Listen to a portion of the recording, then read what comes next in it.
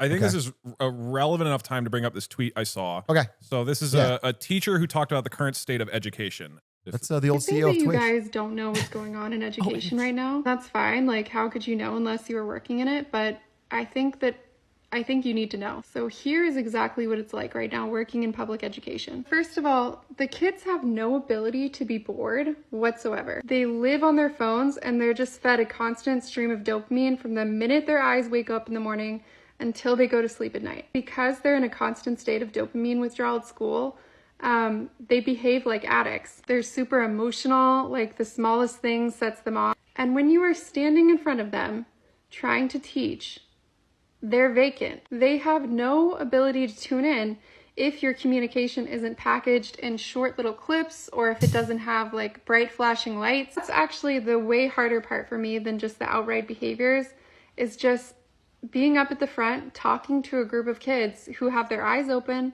they're looking at me, but they're not there. Yeah, and that's the core of it, right? Which is wild, pretty damning, and sounds horrible. That's a wild. Then the response, which I think is interesting. So I saw this response from Emmett Shear, the old CEO of Twitch, and he said, "I'm not sure if this is true, but weirdly, if it is, which is a just awesome opener." By the way, wait, one Emmett Shear thing. I used to work with this guy. He would be in meetings where executives are presenting him important things they've worked a whole month on, and he's on his phone playing Hearthstone. This is a fact I will stand. So for him to call out, he was breaking out of the psychic prison. All right, tell me. I'm sorry. That's so funny. So in response to this teacher explaining how difficult education is right now, he says, "I'm not sure if this is true, but weirdly, if it is, it kind of gives me hope. Blur out the judgment and details, and it sounds like a generation staging a jailbreak from psychic prison." So there is an argument that I don't necessarily agree with, that the way our schools and the way our everything has been structured education-wise is very much about turning the average citizen into a cog, into a broad cog that can fit into any machine. And I think arguably that is not a good system for majority of people, particularly in our modern society, and that maybe it is a world where we want to have more specialized tools of AI education or tutors or whatever that aren't just like, we're going to jam you into this box, check all the boxes over the course of high school. Emmett's take is a bit, I don't know, psychic prison feels like a bit much. I feel like that's a little extreme. I think maybe the less extreme version of the argument that you're saying, I actually think that makes sense. I think the argument of like making school more specialized and allowing kids to like focus on particular areas that they're best suited for, or they're most likely to succeed in, is an approach that not only like some schools are able to take in the US, but like if you look at education systems in other countries, they often let kids do that, like in the later high school years especially, right? I think that is a very disconnected from the consequences of kids having phones. There's two paths, right? There's one of just saying that schooling needs an overhaul in general, which has been true for a while, which is like a lot of kids get left in the cracks. A lot of kids aren't set for this rote memorization learning thing. It's not physical enough for young boys. I've heard like they don't get enough outside time, especially that's why like there's like aspects of schooling that could be. But if we were having this argument about education in 2007 before iPhones existed, that argument would be the same. It's the same. It was the same thing back then. But also there's the dopamine addiction, which is like, it seems different. And I'll say, as somebody who, so I didn't know this. I got an ADHD diagnosis like a year ago. And I'm not about to blame like all of the bad things in my life on ADHD, to preface. But publicly, you do it privately, but not. But when I talked to my parents, I didn't know that they knew I had ADHD as a kid. And Did you not see that video? It's obvious. I'm what happened to the safe space? What the fuck happened to the safe space? All right, sorry. And talking to them, like I think about when I was a kid and I wasn't allowed to like watch TV on weekdays. I wasn't allowed to play video games on weekdays. I could read basically. And that constant, like part of having ADHD, I think, is your constant seek for stimulation basically. And it is hard to focus on things. And for me as a kid, that ended up getting like captured in books and comic books. Like I just read constantly. I would take a book everywhere with me as a child so I could read every moment of every day. Or I would listen to audiobooks on tape and things like that. And I think I think about what would have happened if I had like a phone instead and just free reign on the internet, which I didn't really have until like mid-teenage years. And I think it would have been really, really bad for me. I would have turned out way, way differently because my effort and focus and like success would have been like completely diverted from like how I grew up. Obviously, that's extremely anecdotal. This is like a very personal experience to me, right? But I do think on the whole, access to like this all the time, like when you give, like I think a really good video on the effects of weed came out because a bunch of like weed research has dropped in the last couple years, like post legalization, and a lot of the consequences of weed can now be looked at in like the long run. And turns out there is really, really bad cognitive effects from like constant or like even small use of like weed, particularly for children. Like it not so much for adults. I'm not here to like say like stop smoking weed or something. He's but in the seat. I think this seat is the villain. Yeah, that's the villain seat the for sure. idea, I'm saying the idea that having this device with you all the time that is constantly like pushing and stimulating your brain and giving that to someone who's like young and developing, especially, the idea that it has no consequence at all is ridiculous for one. Like it would be crazy to have an opinion that it has no impact at all. You want to take away people's phones and their weed. Yeah, no phones, no weed, Aiden. Honestly, if they're under 18, maybe. I don't know if I'd Yeah, take it away. I don't know if I'd be taking it away. Yeah, I wouldn't have learned anything in high school. Already had a hard enough time paying attention with like 100%. being able It to was watch so TV hard at for night me. and like having a GameCube at home, let alone fucking Fortnite on my phone and clips. Like I would be destroyed. I completely agree. 100%. And they have data on this. So I'm not remembering the study exactly, but they've done studies on schools that have effectively, again, a lot of schools try it, but not effectively, but effectively banned phones. And it helps. And when they do, it helps. Scores go up.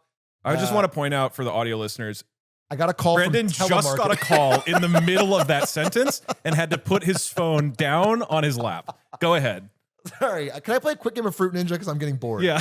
Honestly, I'm getting fucking bored. In the middle of the sentence, reached out for his phone and looked down away from us. I even talked about this. I talked about a similar thing recently on, we do a little advice show for the Yard, like Patreon. And we were talking about vices. And I think a huge thing for me was how compulsively, literally addicted I was to Twitter for years. Compulsive motion of opening the app, scrolling. You close it, open without it again. thinking, Yeah. close it, literally open it like a second later, doing that all the time. And I think that's what kids have access to. And this story from this woman online, right? That's not a study, but I have heard this story so much from so many people who teach that phones have like destroyed the classroom. And if we were to go back to what I think is a valid argument, actually, which is what Doug was bringing up at the beginning, I think that is, again, totally true. Like ways to transform and shape education to make people be as successful as possible and escape the psychic prison, if you will. I think that's totally valid. It's just to talk separate about. from phone so time. I can lead into your things real quick. I want to say something. So in that article, you don't have to bring it up. I'll just say it ends by saying, because this all started around 2012, it's very obviously not an evolution. We're not getting physically dumber. Our brains are not cognitively dumber. So it is having to do with like the way we're learning, the way our environment we're in, the way they access the phones. And it means it's changeable, which means, the hopeful thing of it is like, we can change it. Our policy or whatever we do can make it more likely. So you have this idea here from becoming an alpha. Is this Andrew Tate's school? Or what? So is this the solution? Wait, is this Andrew Tate's Forbes sponsored school? These are Alpha Tate's 3 commitments. Okay, all right. Tech Bros, I'm sorry you had to wait a whole 25 minutes to talk about AI, but we're back into AI, dude. All right, let's talk about how AI is going to make everything better, and there's literally no downside, right? I can't think of any. Okay, so I think there is an important premise to start with, which is that one-on-one tutoring of a student is shown to be vastly more effective. And there's been a lot of studies by this. I found one from the University of Chicago. But the difference between having a teacher in front of a group of people who is giving the same lecture and the same broad lesson to everybody versus a one-on-one tutor is massive difference. And we all know this, right? Yeah, That's 100%. why rich people pay for tutors for their kids, and then it always makes them do way better in school, right? So if we agree with that premise, which has been around and known for decades and decades and decades, if we could transform our education system to be more like a one-on-one tutor experience, that could have incredible benefits for kids. So there are now studies going on with basically people using AI LLMs to have an AI tutor, essentially.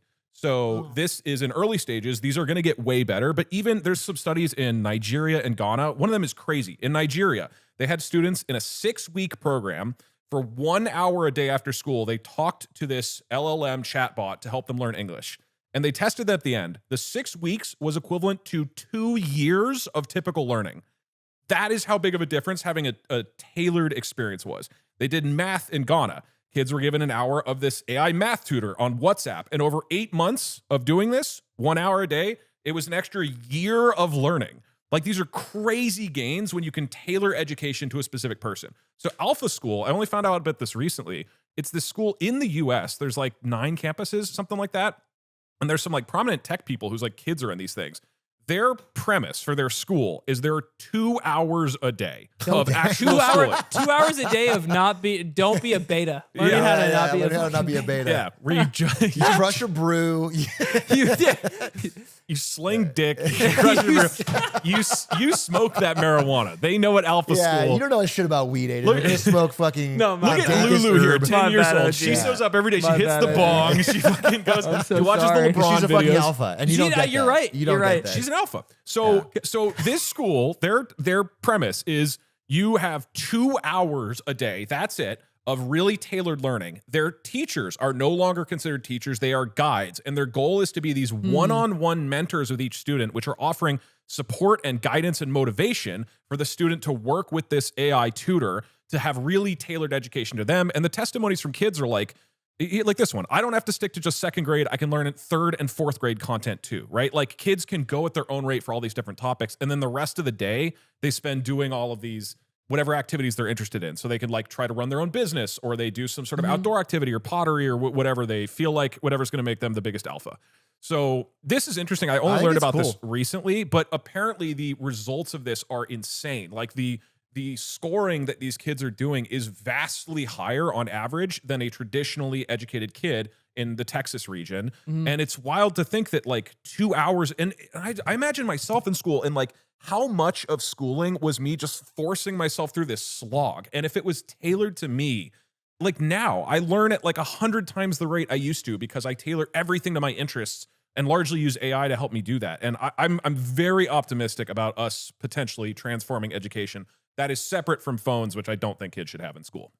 So I want to say, I just want to say, I have used this a lot. I mean, I was doing it go to before, Alpha but school? No, I don't go. I'm actually not. You in went alpha. to Alpha School? I'm Damn, actually bro. in What year beta did school. you graduate, bro? I'm in beta school. It's different. I sadly talked What's to the. it like once you broke out of the Matrix? Dude. But you sort of put me onto this, and I've been doing it more, and it works. It legitimately. I'll put in an article that I want to talk about on stream. I'll have it summarize the whole thing, but not summarize it. I'll have it quiz me. So I'll like read the article, and then I'll put it in the thing, and I'm like, hey, just check my knowledge. And if you do the voice mode, like I have a conversation about the article, and if I'm like, this is my takeaway, they're like, well, actually, it'll like correct me, or like it's like a really smart person I'm talking to that knows what I'm trying to learn and just gives me feedback. I mean, I can actually see what you're talking about. I've tried it firsthand, and it does work. And that way, when I go live and someone asks me that question, I've had this, like I'm prepared for it in a way that I couldn't have done just by myself reading. Like it does, there is potential there. The rate at which I've learned history, programming, a new language, like learning Japanese, are all easily 10 times the rate at which I used to learn things 10 years ago using AI tools. It is feedback. Yeah. It is wild. And it's not just feedback, it's that it's custom tailored to you, right? Imagine a teacher who's explaining the article to you, but there's 30 people who all have their own questions, and you get lost it's like in what I'm lost on, I get an immediate answer. Right. And you can tailor it to you. I mean, imagine again, kids who are like my teacher friend was saying, like, kids don't seem to be as motivated nowadays. And what I would hope is that AI tools or whatever modern education tools we use, whether it's AI or not, can be tailored so this kid who's terrible at focusing on math, it can be rephrased in some sort of game that's related to Fortnite or their favorite characters or a weird like movie thing in a way that actually gets their attention, right? At a level that matches their specific type of learning. Skill level, right, and works up from there. Have you, Doug, have you seen The Wire? Yes. Dude. Okay, I don't know if you know, Aiden can't go 15 minutes in real life without bringing up The Wire. He forces it into every conversation. It's because it's a great and show. We've made it 2 whole episodes, I thought, without this problem, and now it's back. It's a great show. Okay. But you might remember, you've seen The Wire, have you not? Yeah, I've seen The Wire. You know the beginning? I've seen it through your description of every line. The famous scene at the beginning of season 4 when Snoop is buying the nail gun in the store. And the whole thing is that like Snoop, you know, had Snoop grown up in maybe a better environment, is actually a very intelligent person who knows what they need, knows how to ask questions, and has like a very in-depth conversation of like how I specifically need this type of tool that would be best suited to hide the bodies in vacant buildings. They're buying anything to hide dead bodies. But and I this is a silly example of I do think like catering like knowledge and learning to specific situations that best fit like the kids so that they best understand them is totally the way to go. Even like just having individual time is so important. Like I remember when I was a younger kid in like 5th grade, and I think there was a brief period of time where I went to a private school, and in that school there was like a subset of people within the class that they pulled out of class to like work on basically like the next grade's worth of material because we already knew the existing material. We were nerds. Okay. So, but at public schools, those opportunities were like few and far between, at least at US public schools, right? And like I said, when you look at public education in a lot of other countries, they start to take these more like refined approaches to different students so that they're working on something that they are more invested in. I think this is kind of awesome in that sense. Like cool. If you're doing this through in a classroom that is like deployed by the teacher or the school rather than like at the kids like phones at an individual level. Right. I think this is really cool because I think at least as if you took this all out of the world of like technology and you just go back far enough in time, I think again, these were the same conversations about education that people are having like 10, 20, 30 years ago about how to help students succeed.